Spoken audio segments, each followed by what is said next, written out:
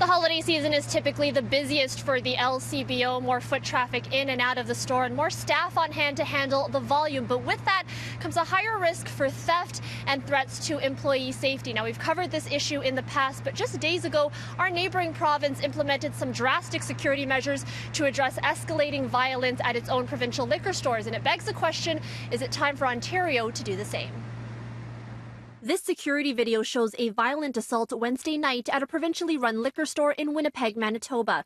Multiple employees were injured, one of them sent to hospital after being knocked unconscious. The vicious attack prompted the province's Crown Corporation to speed ahead with previously planned security measures at its liquor stores, among them installing a controlled entrance. Soon, the doors will be locked and customers will have to present photo ID before entering, similar to legal pot shops. There's very similar things between Manitoba and Ontario. The two organizations are very similar in structure. Smokey Thomas, president of the union representing LCBO employees, says at this point Ontario doesn't have to go as far as Manitoba, though the news drives home the point that next-level security measures must be implemented here sooner rather than later. I know firsthand, talking to my members, that have watched people walk out with bags of booze and threaten them on the way out. You know, I'll get you, I'll kill you, I'll beat you up, and you know, it's pretty traumatic. There has been a rise in LCBO thefts in recent years. Toronto police say there were roughly 5,000 reported in 2017.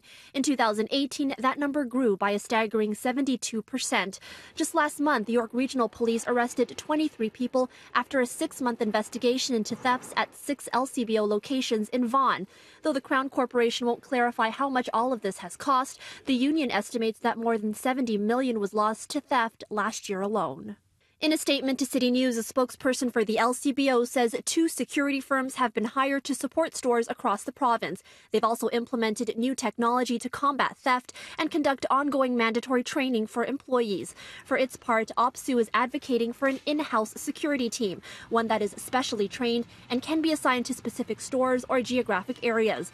But there's still no timeline on when this could happen. We're hopeful here in Ontario that they'll actually keep moving and do the right thing, but kind of keep moving along a little quicker. Right. Because once it becomes known that they're easy pickings, so you see what's going on in Manitoba, you know, it could escalate here. I certainly hope not. And there is a larger concern. The provincial government is currently working on expanding sales of beer and wine to corner stores, something Thomas warns will make them targets for the same type of crimes.